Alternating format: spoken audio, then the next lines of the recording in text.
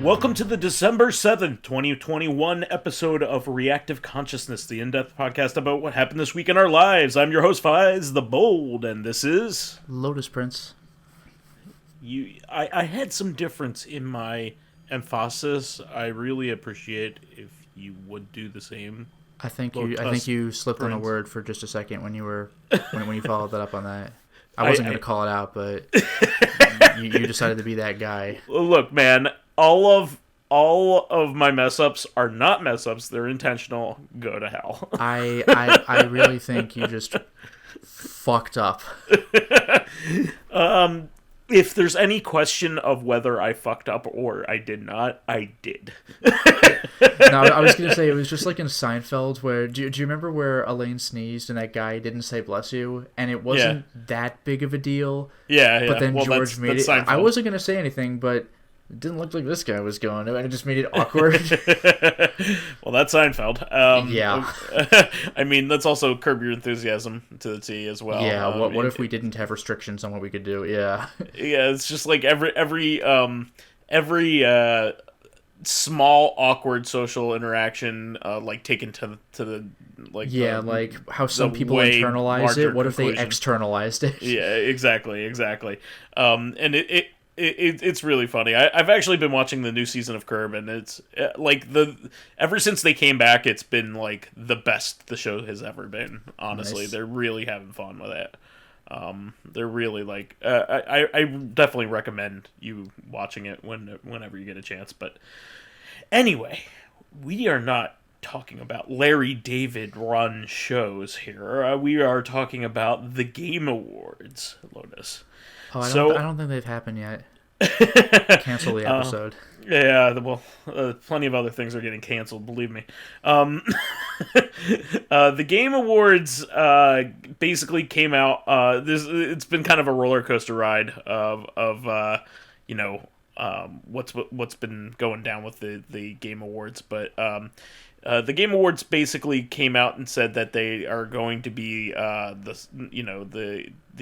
Switzerland of opinions on Activision's bad behavior, when basically everybody else has taken, like every big player has taken the side against them publicly, including like all the big publishers, all the big console manufacturers. All of them have put pressure on Activision. And they decidedly said, "Oh, we're not going to have an opinion on it," which is an opinion. Well, yeah, like if you're gonna keep quiet about the terrible side, then you're on the terrible side. Yeah. I mean, like I'm sure people have heard this. You know, the worst thing that a person in a good position can do is remain quiet about something. Now both to Jeff Keighley's credit and discredit, he came back several hours later, because this was a Twitter post. He came back several hours later to say, like, this is not supposed to be a time to, like, shit on people. It's supposed to be a celebration of gaming. Obviously, I don't support this or that kind of abusive behavior, etc., etc. That helped, but, like, why didn't you say that in the first tweet instead of after every single person on the internet dogpiled you? Yeah, I mean, they could have seen that this was going to happen.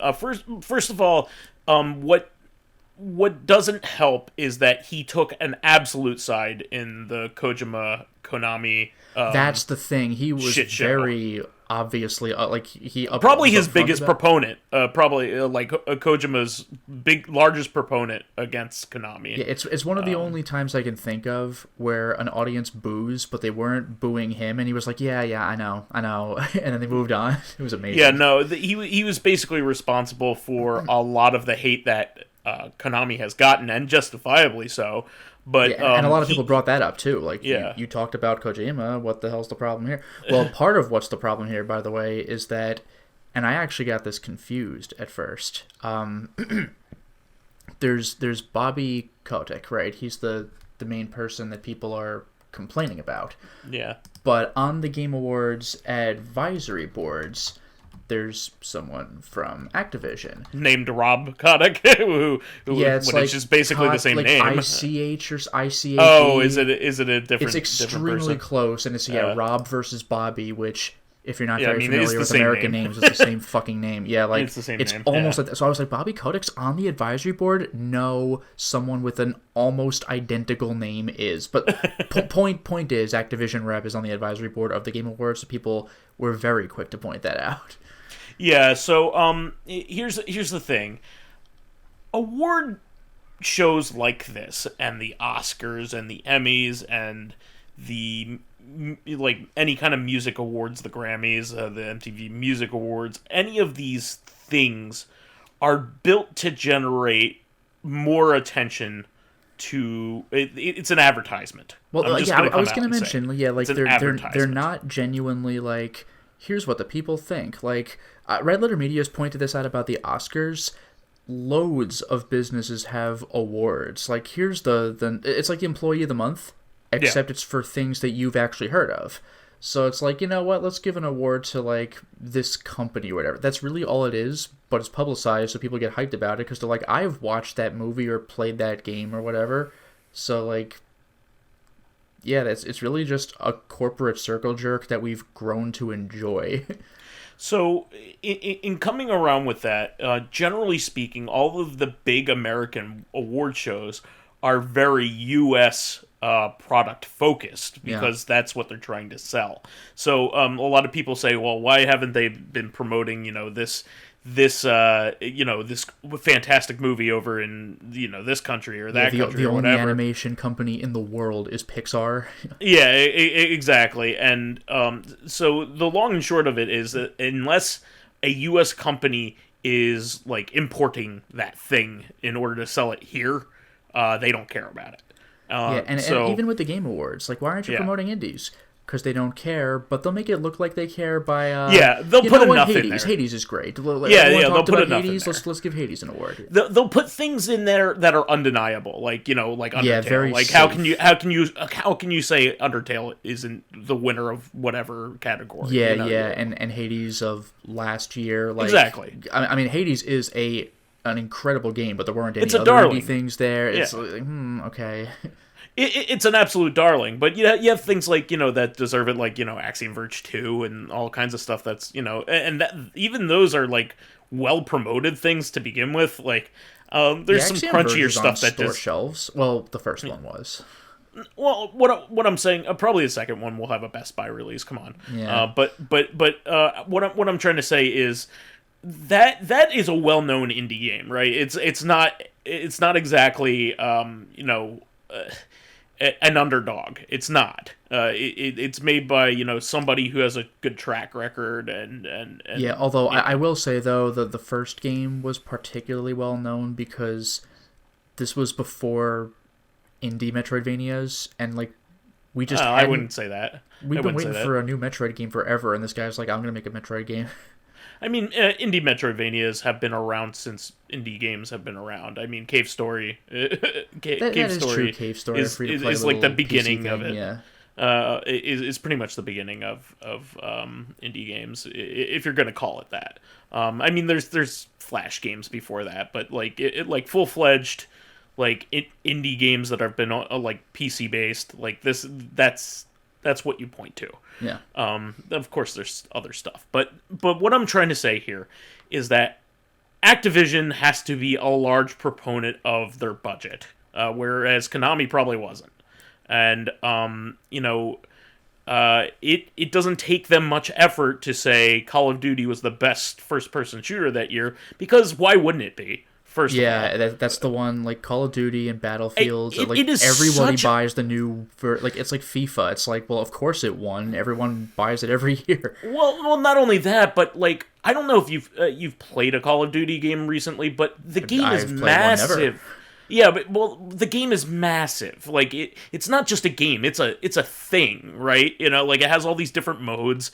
It has all these different things you can do in it, and there's more than just one game in there. Is what I'm trying to say. Oh yeah, it's not the same. And the Zombies has become its own big thing too. Zombies is its own game with its own continuity, by the way. Yeah. It's not. that could survive on its own. In fact, Well, I it don't know why legitimately they don't could. sell it. Yeah, I've seen our friend Luminaire play like 2 different iterations of zombies, and I definitely remembered continuity from the previous one. I was like, this is crazy. Yeah. So and also saying that Call of Duty is bad is highly an ignorant thing to say, because Well, it's like saying Fortnite is bad. It's like, I don't like it is not the same thing as it's bad. it's highly refined, and it's highly enjoyable by lots and lots and lots and lots If it were of people. genuinely bad, then people would fall bad. off. It's not And bad. it's the same thing with people complaining about EA's like copy-paste sports games. Well, they're not bad. They're just redundant. Yeah. Well, those games just have little effort. You can't ever say that Call of Duty Call has of Duty little effort. has effort, definitely. Tons of effort, And each game, whether you like it or not, is different from the previous one in some way. I mean, it's a first-person shooter, but like there are differences. It's not a copy-paste game. I mean, they have teams of people all over the world that they've dissolved from, making their own games into making these games. So, I mean, they have, hundreds if not thousands of people working on Call of Duty every year to make sure it's a product that everybody likes and continues to buy every single year. So it is impossible for, there's nothing that can compete with it other than Battlefield, which has the same kind of setup. But those 2 games don't have competition outside of themselves. Everything else is going to be smaller and smaller budget, so it's not going to have the same chance. Something like Titanfall is not nearly as full-featured of a product as Call of Duty is. Anything like that, even if it's good, it's not going to provide the same experience. It just isn't. So it's an easy win for them, and an easy way for them to go say, hey, of course we're the big one this year, or they'll give it to Battlefield one year, or Call of Duty the next year, right? They'll flip flop, depending on who gives them the more money, because who cares anyway, because they're both good. So that is true. When you watch the Game Awards and you see that, let's say it's between Call of Duty and Battlefield, one of them wins. Nobody's gonna go, oh, I better not get the other one. Then no one's actually swayed. Everybody has their game. These games aren't the advertisements. That time has passed. Like, these are just shout outs. Yeah, exactly. So, I heard somebody complaining about, how could the Shin Megami Tensei 5 soundtrack not be on there? And I was thinking to myself, it's because it is a Japanese published game for a single system. That is why. And I haven't listened to the whole soundtrack, but I know that game series in particular has legendarily awesome music and deserves it. Deserves the best in the year, or at least to be in the running for it. And it's just not in it because it's like Hotline exactly. Miami. Like, Miami had one of the best soundtracks of all time. Why didn't Hotline Miami 2 sweep the awards? Because the Game Awards didn't care. Whatever.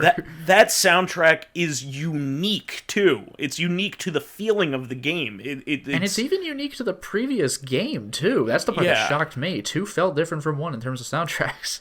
But what I'm trying to say is there you can tell the vibe of a Shin Megami Tensei game by its soundtrack, but you could even hear a song and be like, that sounds like it was probably in the Shin Megami Tensei game, but you hear the Hotline Miami soundtrack for the first time, you're like, what the fuck is this? Yeah, that's definitely Hydrogen, of course. Oh yeah, anything by Moon. I mean, Moon is some filthy, awesome, dirty music that doesn't have any lyrics. It somehow makes you feel grimy listening to it, and it's just electronic I could music. kill 8-bit enemies or whatever bit the fuck to this music. Hydrogen is a weirdly appropriate killing song, even though it's just repeated sounds. Yeah, no, it is just an electric house. It's like goth house. It's really I don't even know what to call it. Yeah. But it's not. It's kind of its own thing. Honestly, there's not much that sounds like it. And then you got Carpenter Brut, who's done Fury and Hotline Miami 2, where their thing is that slow build up and then the drop where you just go nuts. Oh, it works in both games. It's amazing. I think Roller Mobster was them. I think that's what. Yeah, Roller Mobster is amazing too. I mean, like there's been like a couple indie games that have that dark feel. Like Super Hot has that, but that was even after Hotline Miami 1. I mean, yeah, and Super Hot doesn't. I don't remember it having music, but Super Hot feels like at home with that. Yes, yeah. If Super Hot had a soundtrack, it would probably be pretty grimy. Like, you don't really feel like, I mean, it's cool doing the things you could do in that game, but like, you don't really feel like you're not virtuous. Good play, yeah. You're whatever you're doing, it's not good. Yeah, whatever it's doing, whatever you're doing. No, you're not. Like, you're the not game a good keeps guy. telling you like you shouldn't be playing this. Get the fuck out. Yeah, exactly. So, the Game Awards came out a little bit later and said like Activision won't be participating save nominations. Yeah, so, yeah. That's, I forgot they to won't mention have that part, announcements that was part there. of the follow-up, which took a while later, where everyone was like, okay, but should have mentioned they're still nominated. Yeah, I mean, like they should be punished. I mean, the long and short of it, they should be punished for bad behavior. I mean, like that is like not giving them a nomination is is the best punishment you can give them. Like, it's like, no, you can't even compete. That's what they do to people who break the rules in the Olympics, right? And that's that's saying the that the Olympics are the virtuous. Well, no, that's the whole but thing. Is like with these Game Awards, we've already discussed that it's not purely which games were the most popular or whatever. It's a corporate thing, so it's not like taking them out of the nominations would be unfair. The whole thing's already just kind of a bunch of bullshit. Yeah, I mean, you know what you like. But it's the end of the year. Like, you've made your decision. Yeah, it's just like a lot of like really, really popular reviewers. Oh, I hope they like what I like. Well, like, if you're watching it for that reason, then you're not watching them to make a decision on whether you want to buy a game. You already made your decision, so now it's just entertainment. Whether they like what you like or not doesn't fucking matter. If you disagree, then alright, move on with your life. I mean, what these things are is like an extra boost to anybody who was on the fence or yeah, maybe it's a corporate shout out, which is a big deal. Anybody who was on the fence who was like, man, this Call of Duty does sound good. Maybe I will pick it up this year. That kind of thing. It's not for the the guy who buys it. Yeah, the Call of Duty fan already owns it. Yeah. Yeah, exactly. It's for me who might have a passing interest in the zombies mode or whatever. Yeah. Like, this year's particularly good. Oh, maybe I should check this out. That kind of thing. But I mean. It wasn't handled well, especially since there was precedent involved here. If Jeff Keighley hadn't had taken such a drastic stance and strong stance on the Kojima Konami and the issue, thing is, he could have easily done that because there's no like Konami's there's no repercussions. Konami's in Japan, like Activision is here. I mean, they do have local publishing, but like Konami is a shell of what it used to be in terms of game publishing. They have two games a year, maybe an indie game or two on top of that. The last thing I could think of was like Skeletak. Yeah, Skeletak was that crappy soccer game that everybody hates, free to play soccer game. Remember we talked about that? Like basically released and everybody dunked on it, hardcore. Remember that? I don't. The only soccer game I could ever think of is FIFA. They came out with a free to play soccer game on Steam that everybody dunked on that we talked about a few podcasts back. But yeah, Skeletak is like the last like non-sports game that I can remember that they put out that was an original title. Yeah, I was gonna say that it's an original. They have their collections. Contra Road Core, which you're the one person who actually liked the game.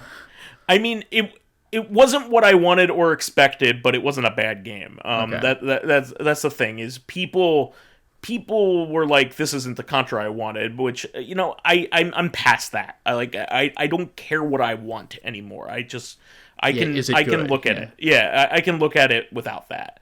But I thought it was a good attempt. It was not like oh my god, I gotta play this again. It wasn't as good as Contra Rebirth. I mean, like, Contra Rebirth is one of my favorite games of all time, and I still think that game is underrated. But I think that, it was a good shot at trying something new and trying to get a wider audience than just, the 35-year-old guys who played Contra on their NES.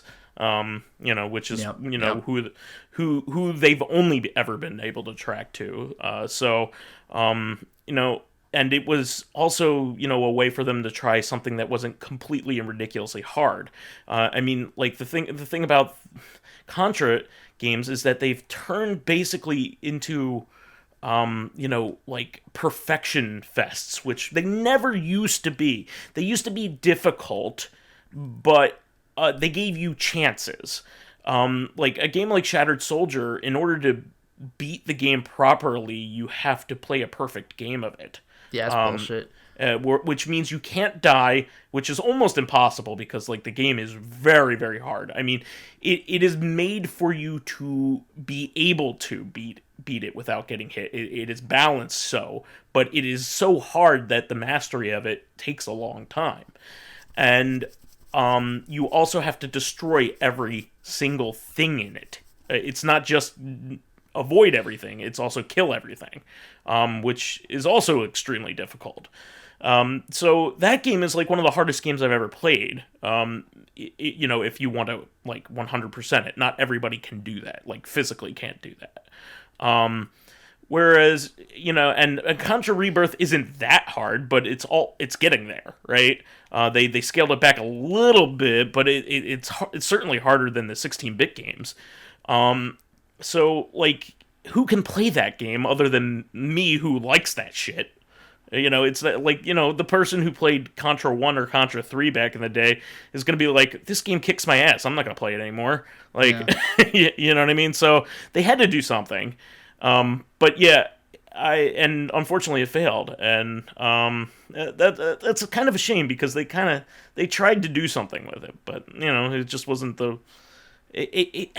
it felt like it suffered from budget issues. Like, if maybe they had more budget, they could have done what they wanted. But, que sera. But, Konami has been putting out their really good collections. I mean, they put out the Castlevania Advance Collection, which is excellent. It's everything you could ever want in a Game Boy Advance Castlevania collection. They did that very well, and I really enjoyed that.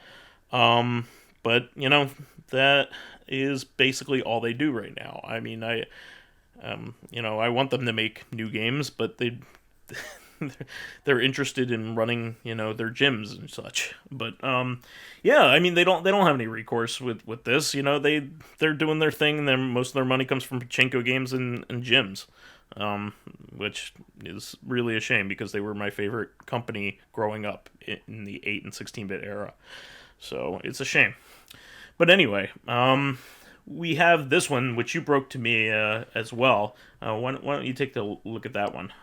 Yeah, so, yeah, I mean, you've mentioned this to me before, playing the video game It Takes Two. It's a co-op experience that is made by a company that, what are they called, Hazelight, that are really big on the two-character or co-op experiences. Like, they did Brothers: The Tale of Two Sons, which is a one-player game, but you control two characters.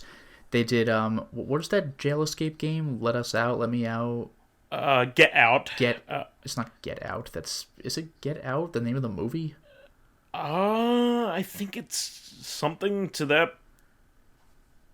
Well, whatever. And It Takes Two, where you're working together to accomplish some goal. I haven't played it. Well, I played Brothers, but that was Two Brothers, yeah. Two Brothers. Yeah, Brothers: Tale of Two Sons. I played that. Yeah. But I haven't played the actual multiplayer games. But I've seen one, and I've heard of the other, and they're both very good.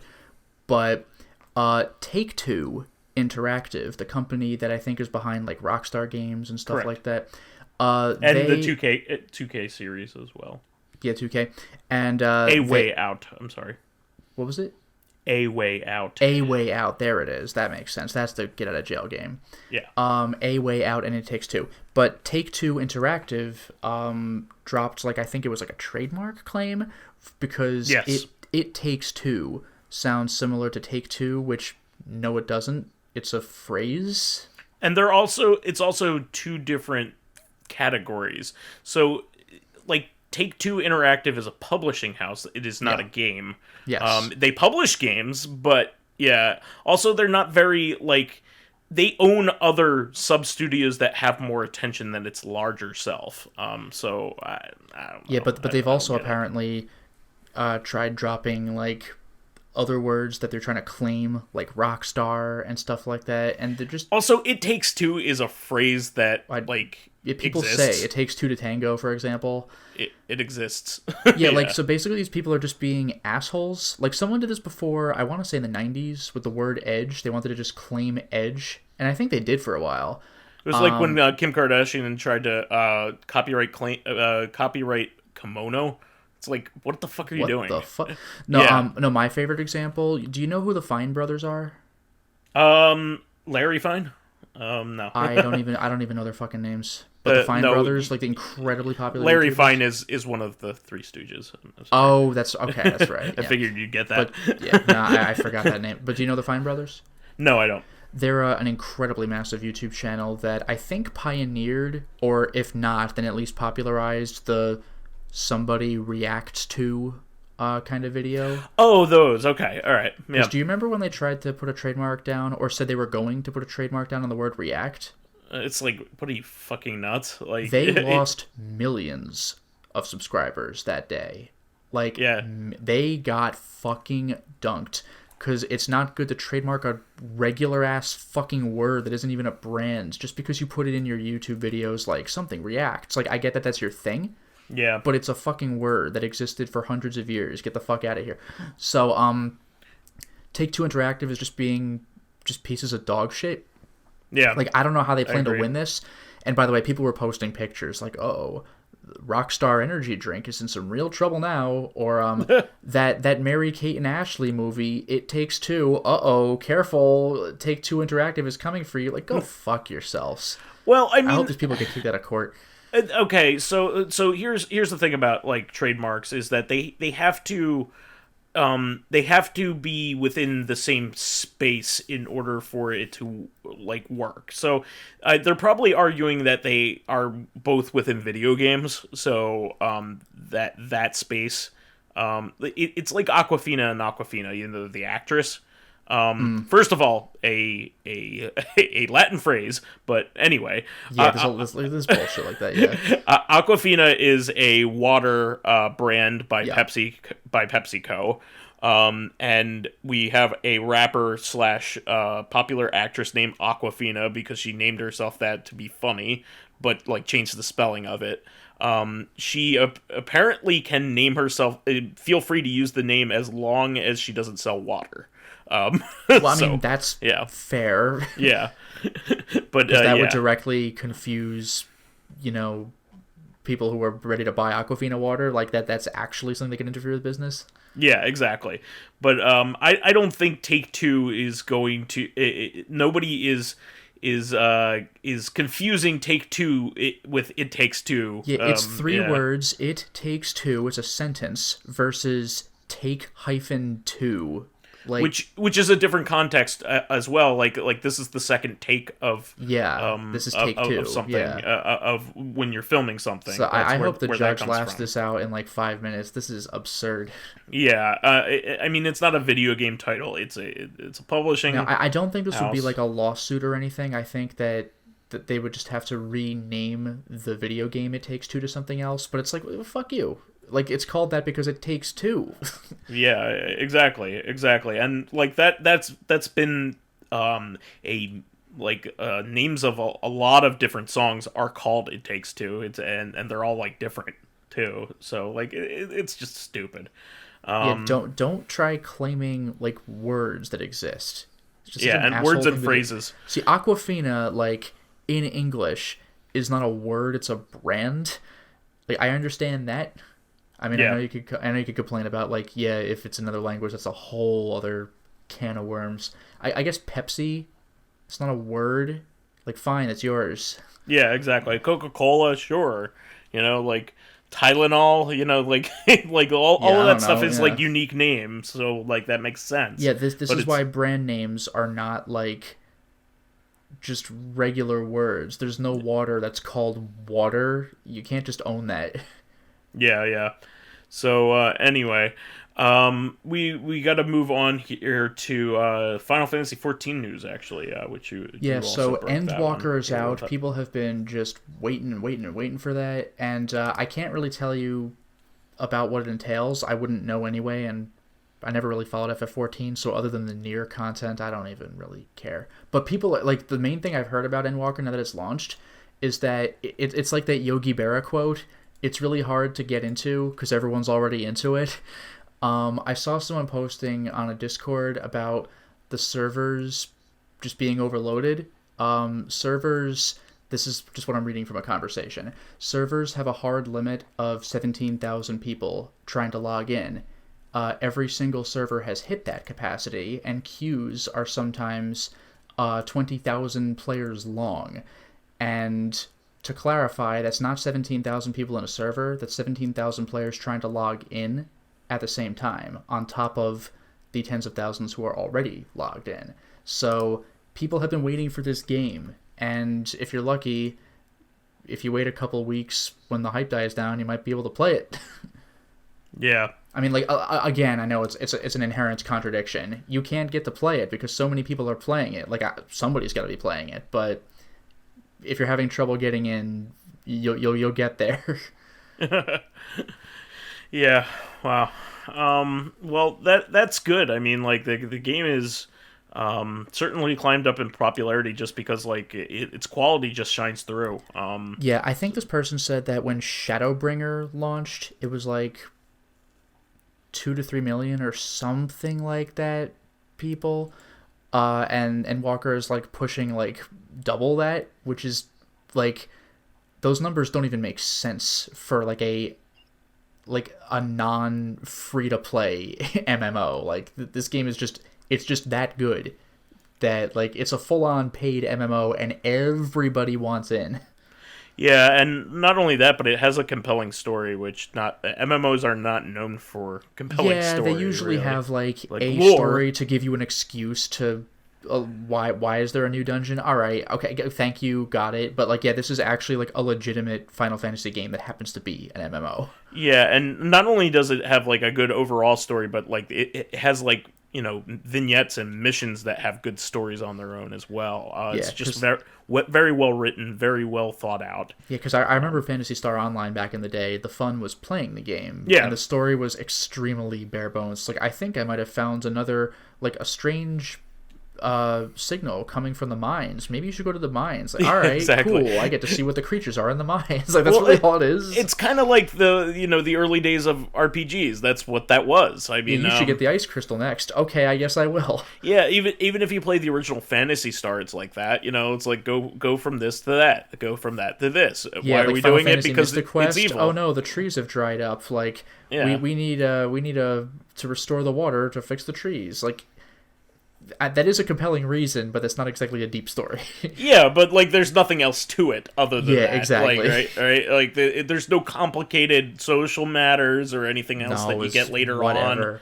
Yeah, later on you have character depth and you know, as time goes on, you know, you start seeing it with the proper Final Fantasies with in on the Super Nintendo and on.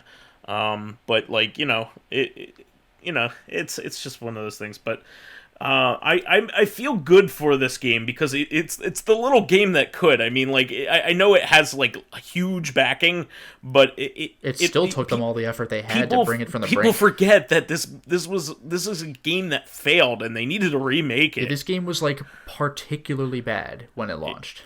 Yeah, and they completely remade the game and made it into something that people love and cherish. I remember our friend Mr. Ryu just showing us, like, on the PlayStation 2, like, a battle in Final Fantasy 11, and I was like, this is excruciatingly slow. And from what I heard, when 14 launched, it was, like, slower. I'm like, that's impossible.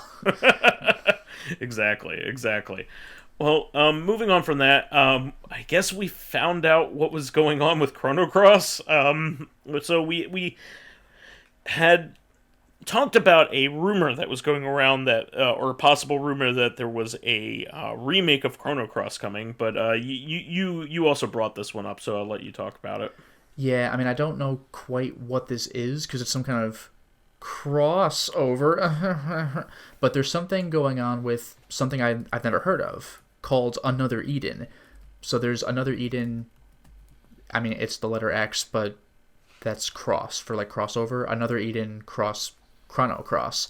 So like they've apparently like recreated the opening of Chrono Cross like masterfully, and it's like, remember this from 20 years ago? That's awesome. But like I don't know what Another Eden is, so I'm missing a good portion of what this is. So It's like when it's one of those mobile RPGs that also has like a Steam version, but basically they probably have a gacha mechanic, that kind of thing, you know. Okay, yeah, because it just makes me think of like Capcom versus SNK2 way back in the day, where I knew almost nothing about SNK. So I'm like, who is half the cast of this game? Yeah, so apparently Kato said, I never imagined the day would come more than 20 years when we would have a new adventure with the same kid and her friends. I hope that people who have played the Chrono series so far will enjoy it, and the players of Another Eden who haven't played any of the previous series will be able to get a taste of it. I believe that kid and her friends will live forever in everyone's hearts. Well, but anyway, I just don't know how Another Eden plays into it. Because like, I still got to play Chrono Cross, so it sounds like if I want to get my first experience playing Chrono Cross, this is not the way to go. Yeah, I mean, just play the old game. I mean, I was gonna say I'll just pay $5 for the PS3. Yeah, I was gonna say play it on PS3 or PS TV, yeah. and have yourself time.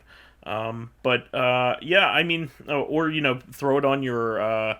Don't you have an FP or an ODE for your PlayStation 1 now? Don't you have that? Yeah, I mean I do, but like yeah, you played on that. I could just download it to PS3. That's probably a better way to play it. It's true. But yeah, I mean, apparently, this is a widely loved game, so hopefully it's not the end of the things going on with it. But that my feeling is this is probably it. Well, yeah, like I was hoping for like some sort of restoration, or even just a re-release. Like just a re-release on Switch would be fine. A re-release would be nice, but like I saw people speculating maybe it'll be like a Saga thing where they like restore content that like kind of got lost on the way. Yeah, that would be great. Maybe some cleaner connections, because there's like allusions to continuity with Chrono Trigger. Yeah, there is a point where you directly see some of the Chrono Trigger characters if you go like a certain path, but like otherwise there's winks. Like, is this character supposed to represent this Chrono Trigger character? Like, there's a little bit of that might be implied, but was lost on the cutting room floor. Yeah, exactly. Well, moving on from that, this is pretty cool. I mean, I don't think they've ever directly done a like a crossover with these things, but Virtua Fighter 5, was it Ultimate Showdown? I think that's right. Yeah, Ultimate Showdown is getting a whole bunch of Yakuza DLC, paid DLC. I think it's for $10. You get all kinds of Yakuza related like costumes and accessories. I was gonna say it would have to be costumes, because like you're not putting Yakuza characters into that game. No. The Virtua Fighter 5 Ultimate Showdown, or Final Showdown or whatever. The latest one. Let's put it that way. I think. Yeah, the latest one, which is itself. I mean, it's been ported, but itself is still like a DLC expansion for a PS3 game. Yeah. It is a complete game, like everything, like so like anything that's going to be added to it is going to be probably cosmetic. So, but this is a cool way to do it. I mean, this is something that people would want. It's a cute little nod. It's a cute little nod considering how many times Virtua Fighter 2 and 5 have been playable in Yakuza games anyway. Yeah, and really, Virtua Fighter is kind of, if you have to point to like the great granddaddy of what Yakuza is, I would point to the original Virtua Fighter. That is true. Yeah. Like, I mean, Shenmue 1 and especially 2 kind of turned into, at a point, like a Virtua Fighter RPG, which I heard was kind of originally what it was gonna be. Exactly. And because in Shenmue 2, there are some people you fight who are like, they clearly, like, one guy has Jeffrey's moveset, one guy has Sarah, or a woman has Sarah's moveset, one guy has I was gonna say Lau's moveset. I mean, like, and Rio like definitely looks like Akira. Yeah, Rio is kind of Akira. Yeah, and one guy had Wolf's moveset. So, like, interesting. So I mean, and the Virtua Fighter and Shenmue were made by Yu Suzuki. So so like if you want to see the start of, like, 3D battle game, action, like hand-to-hand combat games, it's going to be Virtua Fighter 1. And then from there you can see the logical extension just gets more and more complicated until you get to Yakuza. So Yakuza is, basically the spiritual successor to Shenmue. It's no longer really about Virtua Fighter, but you can see, like, a lot of Shenmue gameplay, but if it were more, like, accessible. Yeah, exactly. So it's cool to see them acknowledge that crossover even within the company. That's a cool thing. Moving on from that, there's not much on this other than this, the title of this thing leaked out. But somebody said found out on the back end of PSN servers, there is a Matrix experience coming up. That it's called Matrix Awakens and Unreal 5 experience. So we just know that it exists, and we have like a picture of the representation of it, but it's just like a teaser thing. So we don't know what this is, but maybe it might be like like an online, like, hubby kind of thing, like like PlayStation Home or something like that. That's kind of the vibe that I'm getting from the name of it. But I don't know. I mean, I don't know if it's going to tie into the new movie. I would assume it would be. I was just going to say, like, I can't wait for it to be semi-important lore that ties into continuity and then will disappear forever after several years, like the Matrix Online did. Yeah, the Matrix Online had significant events that happened within it that only you would know if you read about it or were playing it. Yeah, so, like, fuck you, I guess. That game's gone. That's what you get with online games. Morpheus died in it. Yeah, yeah. Which I remember people were complaining, like, where's Lawrence Fishburne? But, like, he's dead. Yeah. I mean, but then again, I mean, Neo and Trinity are dead as well by the end of the third movie. So that's a good point. I mean, the fourth movie is obviously continuing the cycle that they've been talking about in the Matrix sequels before. So anybody can come back if there's a cycle, but Lawrence Fishburne was not. Lawrence Fishburne was an awoken person. He was not he. The only was special from one the was Matrix. Tank. Yeah, that's correct, and Dozer. And Dozer, yes. Yeah, but no, I mean Lawrence Fishburne could be reborn in this new go around, but we'll see. I mean, I feel bad for this movie, Lotus, because it was supposed to come out like in March. And it was supposed to come out John Wick 4. Yeah, which was like an incredible, like, wow, like how did you coordinate that? Yeah. How did you coordinate that? But like, it's coming out the same day as Spider-Man, which is the most anticipated, like, movie, like, in a long time. Yeah, I also heard it's going to be 2.5 hours, so I'm losing interest. Oh, what, in the Matrix movie? No, the Spider-Man movie. Oh, yeah. So, like, I feel like this movie's just going to get trounced. Like, nobody's going to go watch it. It's also going to be on, it's also going to be simultaneously released on HBO Max. So, like, I hope they have the wherewithal to delay, because they're not going to compete with Spider-Man. Spider-Man is just going to blow it out of the water. The funny thing is, even though I don't have the hype for the Matrix that I used to, I'd rather watch the Matrix.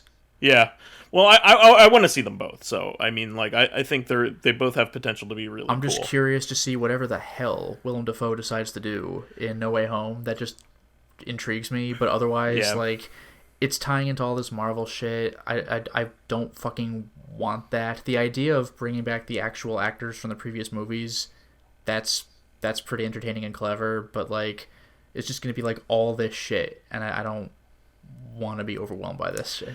Well, they've made allusions in the teaser trailers to them actually talking about Spider-Man's origin for the first time in this continuity. So I'm interested in hearing what Tom Holland's like Peter has to say about that, because they haven't even mentioned Uncle Ben or his origin at all. Yeah, which that was like, wasn't that like one of the best parts about that movie? Because it came out like 10 minutes after the Andrew Garfield movies that told you the origins, which themselves came out 20 minutes after the Tobey Maguire movies, which told you the origins. It's like, I fucking know he got bitten by a spider. Yeah, Jesus but Christ. At least you want to hear what the foundation of the character is and his motivation, because like here's the thing it's about, like, we know what it is. Like, every single fucking time, like, there comes a point where, like, just, it's like Blade. Did you have to know what his origin was? He's a fucking vampire. Like, well, I got it. We're fine. What I'm trying to say is, I don't need you to show it to me. All I want to do is hear how it affects the character, right?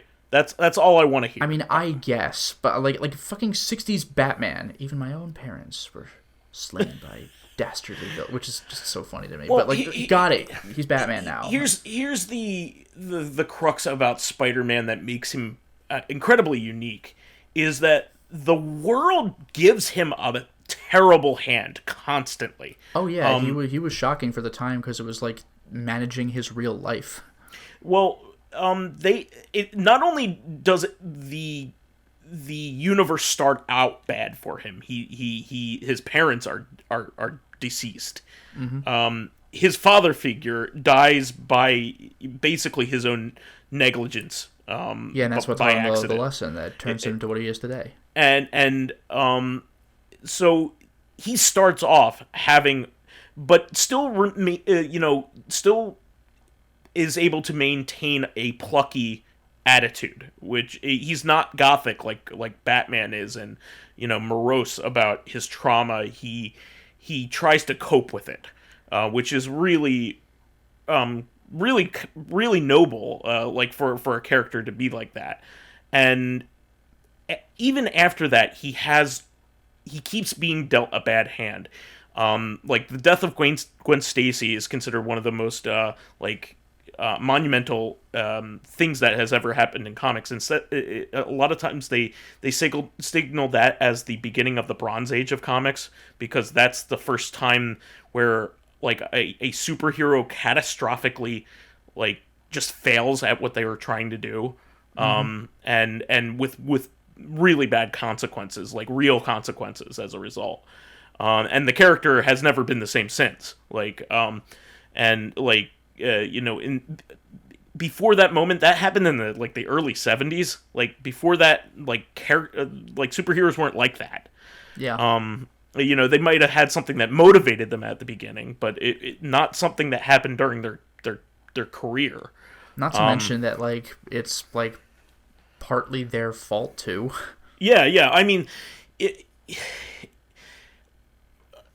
you can't make the argument that Spider-Man killed Gwen Stacy. I mean, Green Goblin threw her off that bridge. Oh, absolutely, but that doesn't make the guilt go away. But him being Spider-Man at all kind of causes it too. That's so true. That's her being associated with him. Well, that's the whole thing. Even at all, you're taking a risk having any kind of life outside of being a hermit if you're a superhero, because if the villain ever finds out, then that's a world of trouble. Yeah, unless you're the Flash, where you have noble supervillains. Yeah, where you just happen to have an entire rogues gallery that all agrees to follow a code that's unbelievable. I love that. But Peter Parker, like Venom knows who he is and who his girlfriend is. Doesn't go after her, but it's like, you don't want Venom knowing that. What's cool about Venom is, again, he's not evil. He's not straight up evil, but he hates the character. Like early Venom loathes Parker. Like you don't want an alien crazy teeth and tongue shape-shifting space monster that eats people, where your girlfriend lives. That eats people. Who literally eats people. Like, it's like, could you not? I'm getting to that, actually. I just got the Marvel Epic collection that has all the early Venom stuff. Like, it has that that famous Web of Spider-Man #1 where he's like in the bell tower, like the black costume. Yeah, getting the black costume off of him with the bell rings. Because that's it's sensitive a cool look. to. Yeah. As corny as Spider-Man 3 was, the Raimi movie, that was an awesome moment when the bell rings and you see the symbiote like shriek on him for a second. You're like, oh, because that was the first hint you ever got that the symbiote was alive. Like, if you didn't know that already. Yeah, exactly. So that was that's actually a really awesome moment in the comic book, because the symbiote actually, even after it's removed from him, Peter is also really fucked up from that experience of, forcibly separating himself from the symbiote and also being that close to that sound. Like, that'll knock you out. Yeah. So he passes out, and the symbiote actually drags him away to safety, even though he just separated him.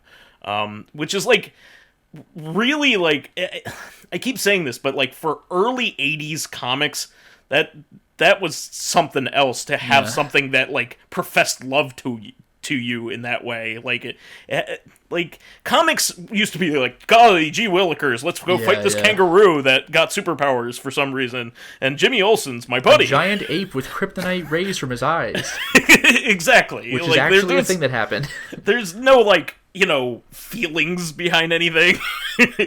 So like It was really cool to like go back and read that and be like, wow, this was good, like even back then. But anyway, I just hope that this fourth Matrix movie didn't need to happen, and there wasn't a lot of pressure for this movie to happen like the other two sequels. The other two sequels like happened because like people wanted more, right? This fourth one didn't come about because people were frothing with demand over the another Matrix movie, to see what else happened. People have kind of like gone like, I don't really like the sequels, and just moved on with their lives, or there's a faction of people that defend those sequels. I tend to defend them, but I know they're not perfect, that kind of thing. But I really have high hopes for a fourth movie that doesn't have that kind of pressure. Like, they just made it, because they wanted to. So they should release another. They should release another game that plays precisely like Enter the Matrix to set up this fourth movie. Did you ever play that game? I beat it. I've seen footage in that game that set up the third movie that was not in the third movie. Like, you have to play the game to see it. Like, special Train Man footage, that kind of thing. Yeah. No, there was live action FMV footage that never, was made specifically for that. Yeah, there was straight up Matrix Revolutions footage that wasn't in the Matrix Revolutions. It's amazing. Oh man, that game was so poorly made. It's so clunky. It could have been great. Like, it was ambitious. Like, I see what they did there, but it is jank. I mean, they could have just swapped Max Payne out of his own game and just put those characters there. I don't know why they didn't just do that. They could have just licensed that engine and been like, we're gonna put agents in here. This is it.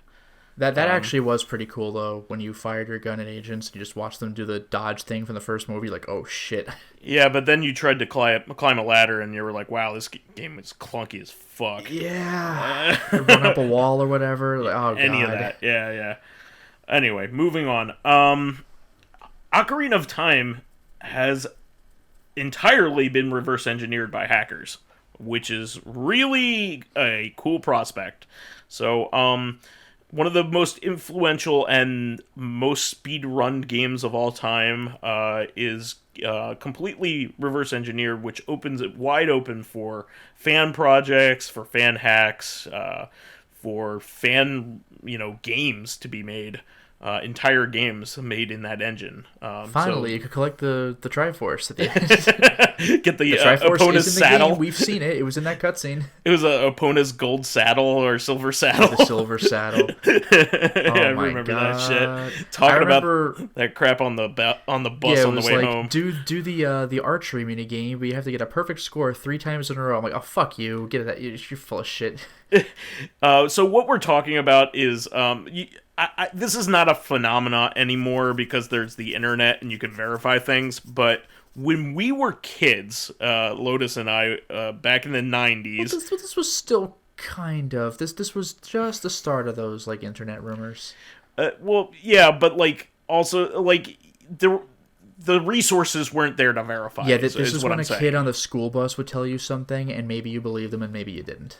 Exactly.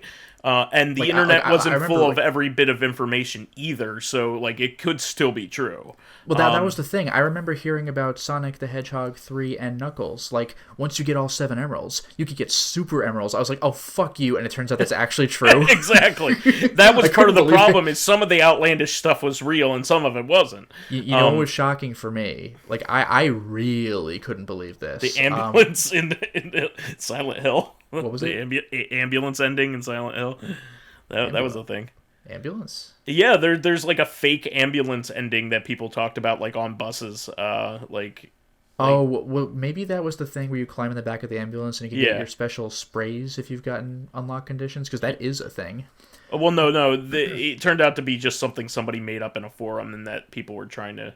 Okay, now the part that I really couldn't believe that actually was true was in Ocarina of Time when I was in the fishing area when I picked up the sinking lure. Oh yeah. That blew me away. Like just it was real. Was that shoot at the sun? Isn't that what you do? No, it's just like run around like the fishing area. It's just lying around somewhere. It's just completely invisible.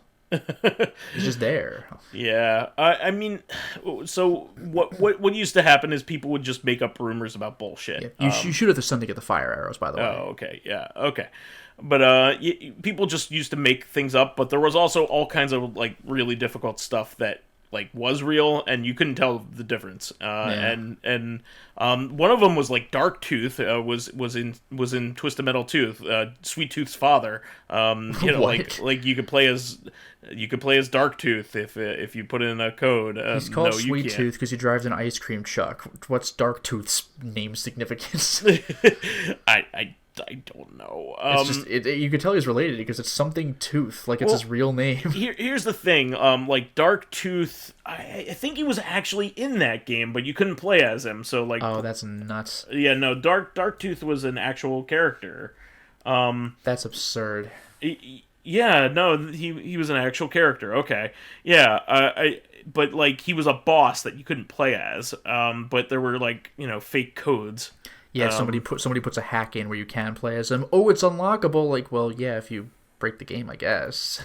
Yeah. And anyway, yeah, just ridiculous stuff back then. But like one of a couple of them were Epona's saddle. You could get an upgraded saddle. That actually seemed somewhat believable. Like the way to unlock it that I described earlier was stupid, but like it actually seemed semi-believable at the time because it would provide you with a way to beat the postman when he says he'll race you to a particular area. Mm-hmm. Because every time you get to the area, he's already there, and he's like, oh, I beat you by 1 second. So it's like, how do I beat him, man? Like, you just can't. I'm sorry. But, I'm just looking forward to this because, they've reverse engineered, like, a bunch of NES games and Super NES games, but not many, like, N64 games. Actually, you know what this reminds me of, by the way?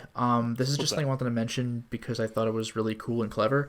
Regarding speedruns. I mean, you know about randomizers, right? For like Link to the Past or Super Metroid. So, yeah, with randomizers, you swap the locations of various items and power-ups, so the game plays very differently. You might have to go to different areas to get certain power-ups, or go to the same areas and just have to do without, or get more powerful stuff early. You don't know. But I saw something really interesting last week on the GDQ YouTube channel, where they every once or twice a week or something, they post just some stuff that the runners are doing. And there was one thing that I thought was really cool, where it was a non-blind randomizer run. So, like, the whole thing with randomizers is there are seeds that you can play, and you just don't know which one it is. Like, I mean, if you learn what the seeds are, I guess you could figure it out, but there's how many seeds? Like, you can't keep track of that. That's the whole point. That's why it's considered random. But with this particular gimmick, they picked a particular seed where they could look up the locations of all the items. So they know where to go and what to do. It's just different from what it would be in a regular Zelda playthrough. So, like, that was pretty cool, actually. It's like, I know where to go, but you, the viewer, don't. So yeah. It's just like a different way of playing the game instead of having to be completely blind. I'm going to be completely honest that in most cases, like, I don't think this is going to affect me at all, but, like, I think it's really cool for the people that are into this kind of thing. Oh, the reverse engineering? Yeah, the reverse engineering. Oh, yeah, well, it makes me think of all the stuff you could do with the Doom engine. Like, that's amazing in principle. I'm not going to follow that, but, like, that's very cool, like in principle. Yeah, exactly. But I mean, if somebody makes like a really, really cool fan game, I'd be down to play that, like a well polished fan game. I've seen stuff like that with like Dark Souls 3. It's like I've made my own Dark Souls 3 story where I rearranged stuff and made different areas. Like I'm not gonna do it, but that's quite cool. Yeah. I mean, like There have been some games that I've played that have been like complete rearrangements of certain things, and I used to like tinkering around with that, but you know, only if it's like exceptional will I probably look into it. But yeah, I still think it's cool. Moving on, back to Shenmue. Believe it or not, Lotus, somebody actually found the unreleased Shenmue 2 for the US, for the Dreamcast, which never got released. So Shenmue 2, just as a quick recap, was going to be released in the United States, but only on the Dreamcast, but only came out in Japan and in Europe on PAL systems. So you could fudge it and import a PAL version and play it, in your 60 hertz. Which you could have done, and played it on your US Dreamcast if you wanted to play it that way. Or you could have waited until it came out officially on the original OG Xbox. It has since been ported to modern platforms, of course, but this is really cool just because, like, we've never seen, like, a US version of it, with US English and probably, different promotional stuff going on because, like, there was always some kind of promotional stuff going on in the background of Shenmue, like Coca-Cola and things like that. So who knows whether they changed that kind of thing or whatever. But I just think that's cool. Like, especially if you're big into the the ODE scene for the optical drive emulator scene for Dreamcast. This is another way for you to experience it. Especially considering that if you wanted to play like a really good version of it on the Dreamcast, you had to really jump through some hoops to play like the uncensored version of it. That restore the aforementioned Coca-Cola stuff. Yeah, exactly. And put it into English. It was quite the pain in the butt. So it's cool that they somebody found like the actual version of it that you don't have to tinker at all with. You could just throw it on there. Pretty cool stuff. Moving on, there was talk about this happening, but I don't think anybody ever thought it would come to fruition. So the creator of Mother, I forget his name. It was like Itoi, wasn't it? Yeah, Itoi, but I forgot his first name.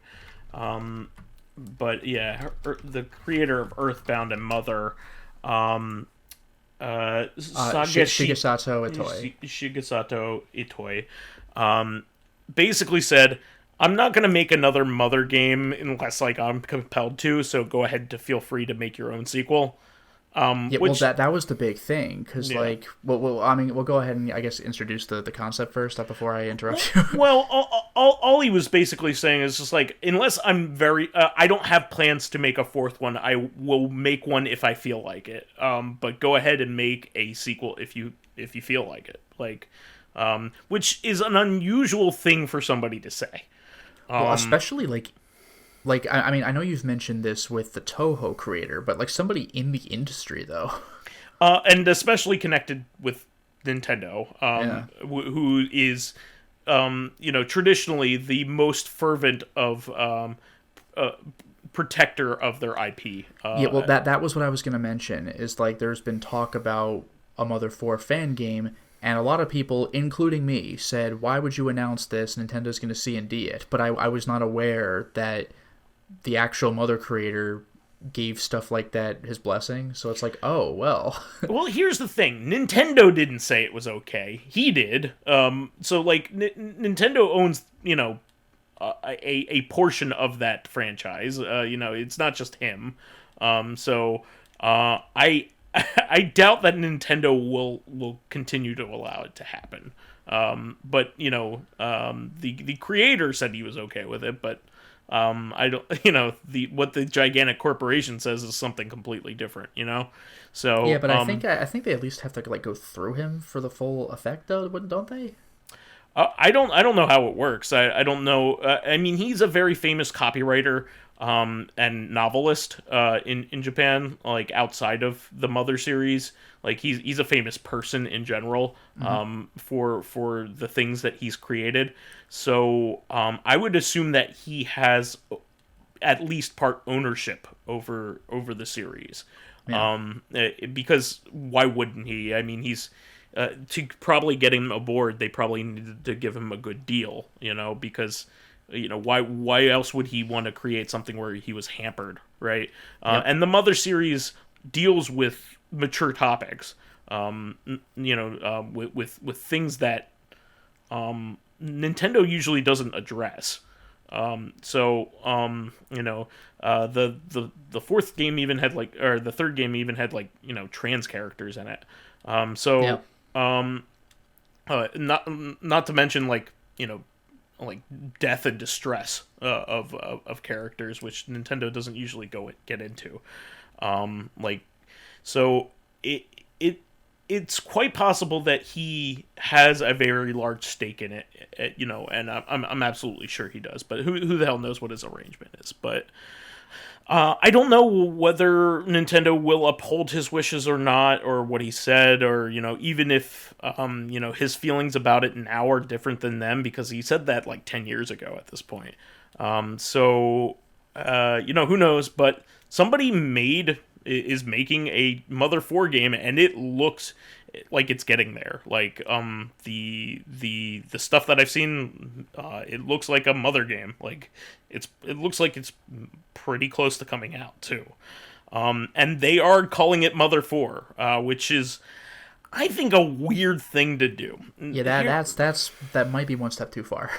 So this is why I think this is weird, and this is also why I find a lot of these fan games very weird in their approach.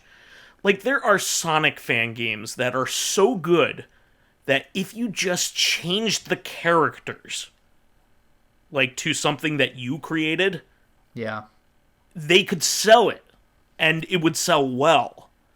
Like, why aren't you doing that? Like, why? I don't understand. Like, it doesn't need to be a Sonic game in order for it to be a Sonic game. Like, it could just play like one. Like Freedom Planet does that. Like, that is a Sonic game. Like, in everything but name, and it works great. It's a wonderful game, and it sold well. Like, why are you making Pokemon games that have completely new sets of monsters, and why are you calling it Pokemon? You could be making a full-fledged Pokemon competitor that could sell well. Like, there's nothing else in the game that is IP, like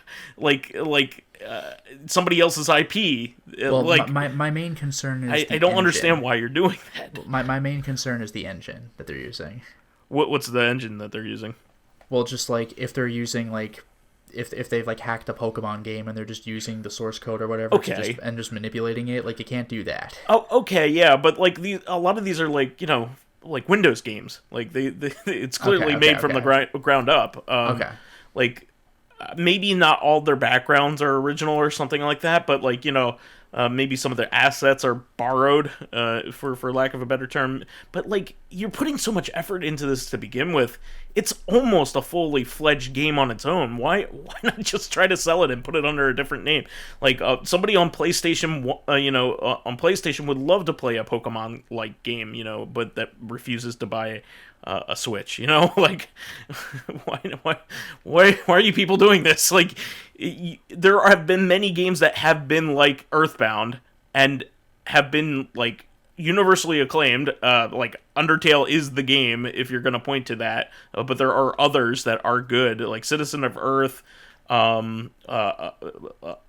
Boot Hill Heroes. Like there's a ton of Earthbound likes that have made good money, like as an original IP. Why don't you just change it? Why does it have to be another game? I don't understand. And why invite the cease and desist letter? I don't understand the logic behind any of this. Maybe because you want to have it in the same universe and continue the story of what happened after the third game. But let's face it. I mean, like, I don't know. You could do that. You could work around that. You know what I mean? I don't know. I don't know what your take is, Lotus, but I think it's bizarre. I mean, I just think it's like pretentious to call it Mother 4. Yeah. Like, I mean, like that's true too. That's really like you are very confident in your product. I mean, it could be really good, but then again, if it's that good, why are you giving it away for free, and why are you slapping somebody else's IP all over it? You could be making money off of it. I don't get it. But let's move on. So I keep seeing crap like this, like the Mario movie coming out and all this stuff. But yeah, they're gonna make. There's talks of an official live action Mega Man game movie coming to Netflix. I don't want to see that. Yeah, I don't know how that. I usually give them not terrible. I usually give a benefit of the doubt. But first of all, if you're gonna do it right, he needs to be like a 12-year-old boy, I hope, or something like that, because that's what Mega Man is. He is like Pinocchio. Like he is Astro Boy. He is a young boy. He is like he is Dr. Light's son. That's he made as a robot. So like you can't be a man, which I know they're probably gonna do. They're probably gonna put a man as Mega Man. So I don't know what they're gonna do there, but Mega Man is Astro Boy. I don't care what anybody says, and Astro Boy is Pinocchio. And Pinocchio is Pinobi. What? the PlayStation 1 game? Yeah, Pinobi actually is like a take on Pinocchio, I believe. Oh, it is? Oh, yeah. Okay. I did not know that, but that makes more sense than I wanted to. But yeah, like you know what I'm trying to say, Lotus? Like, this is a thing that they owe the Grimm's brothers royalties. Well, I mean, Pinocchio was made by an Italian man, but okay. But the Grimm's brothers compiled the stories instead of writing them, but I've heard of them, so they deserve royalties. The Brothers Grimm had nothing to do with Pinocchio, but okay. It's an old folk story, therefore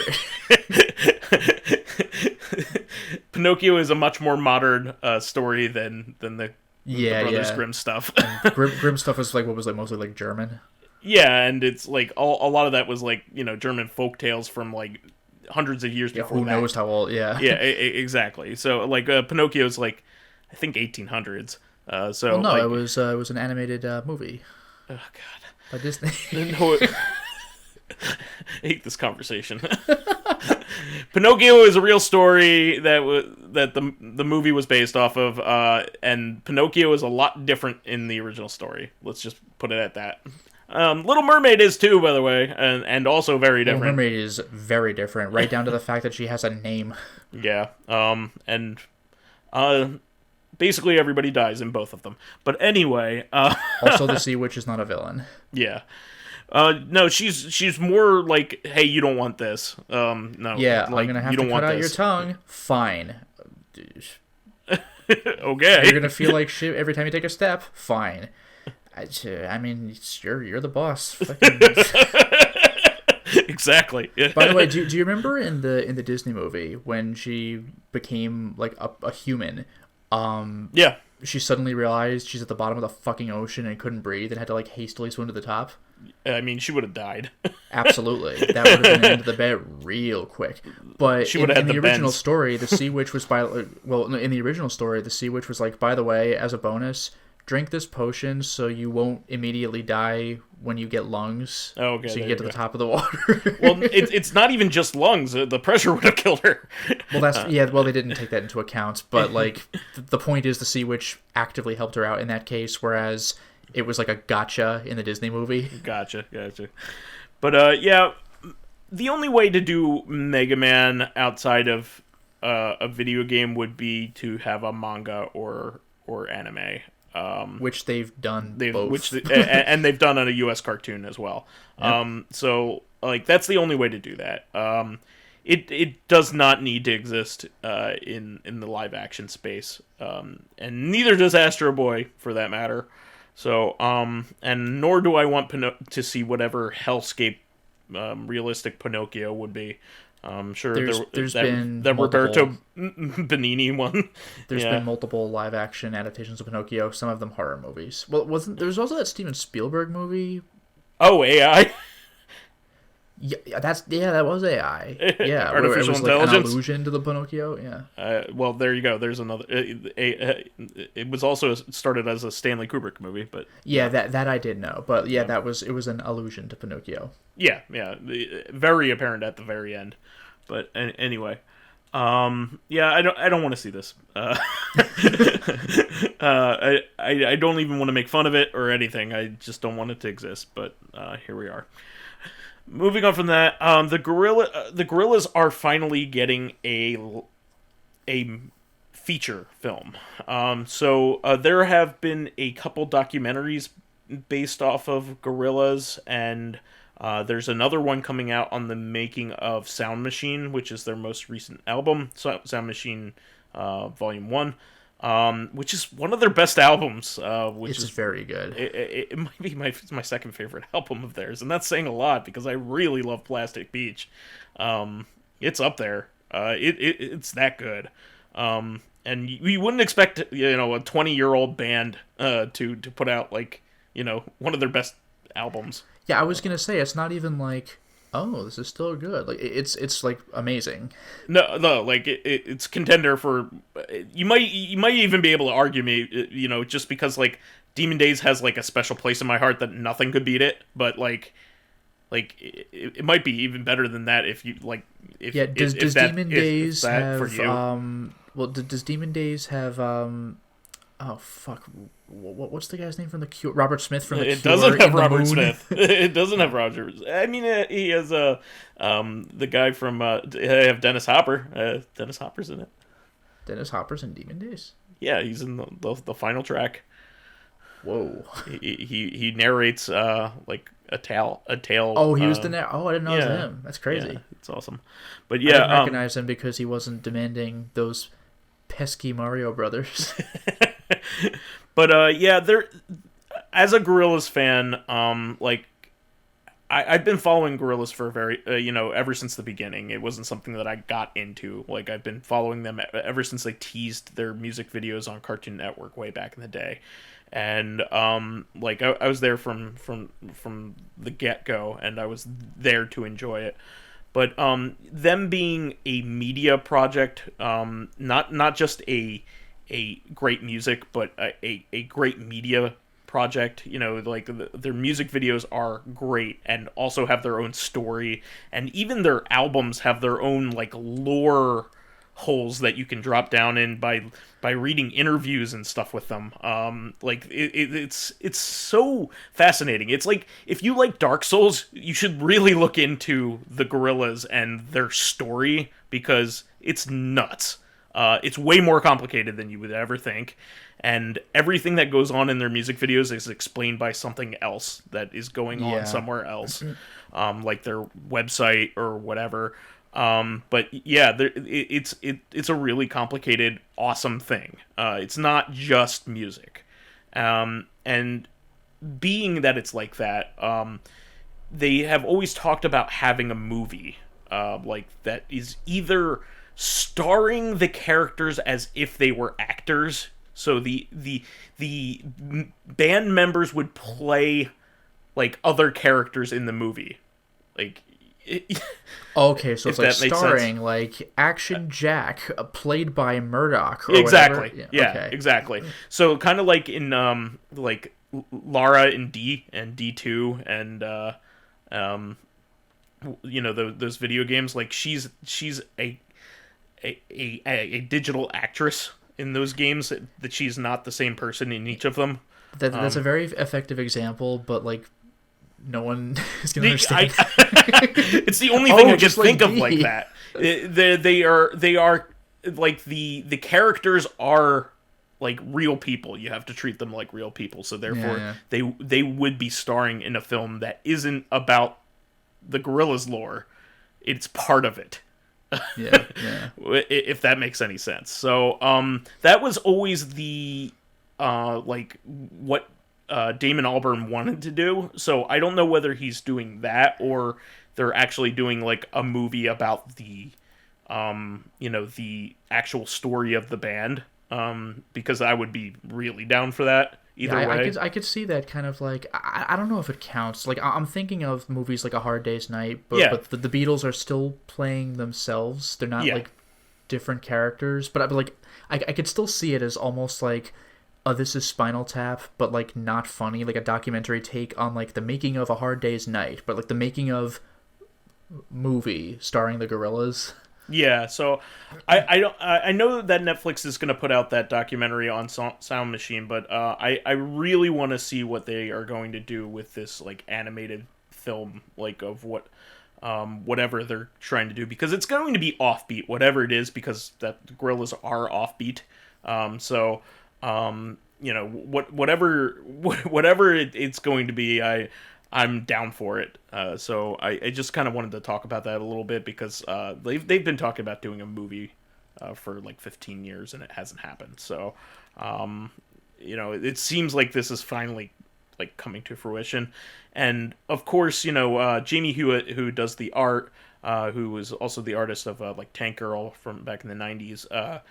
You know, I'm sure that is a thing that he's always wanted to do because he's the artist, so he obviously wants to take everything to its fullest potential. You know, he's been making, you know, their animations throughout the entire thing. He's been doing all the promo art. He's been making the music videos. But like, what else could you make that is grander than you know, an epic thing with a budget? You know, like that's 2 hours long. I can't think of anything. You know, maybe a TV series that lasts a really long time. That might be the only other thing that might trump that. But this is really cool prospect. So, and I'm really looking forward to it. Anything else for the good of the order there, Lotus? No, I think I'm good. We thought we didn't have enough to talk about this week. We clearly did. That's the show for this week. We want to remember to subscribe. Please remember. I don't want to remember. Please remember to subscribe to the Corrective Consciousness YouTube and SoundCloud pages. While there, please give us thumbs ups, likes, and 5-star ratings on iTunes. It helps promote and spread awareness of the show, and any bit of encouragement helps keep the show going. You can also catch us on Thursday for our sister podcast, Corrective Consciousness, the podcast where we explore the inanity of pop culture. We'll be talking more about the Ghostbusters franchise there. It'll be our third episode, I believe. Finally, you can friend me as vysethebold on pretty much anything. Just give me a heads up. Let me know who you are. And you could follow me on my YouTube channel, Lotus Prince. You can hit me up on Twitter at at Lotus Prince. And finally, if you are interested in seeing my videos early, I'm currently uploading Salt and Sanctuary, getting involved in exclusive live streams. Saved it. Yeah, Line. whoopsie doopsie. Getting in an exclusive live stream, selecting upcoming games for me to Let's Play, or getting involved in conversations with me and other patrons on Discord, then perhaps consider swinging by my Patreon account, which can be found at patreon.com/LotusPrince. All right, well, that's just Prime. We'll catch everybody on Thursday then. Until next time, everyone. Bye-bye.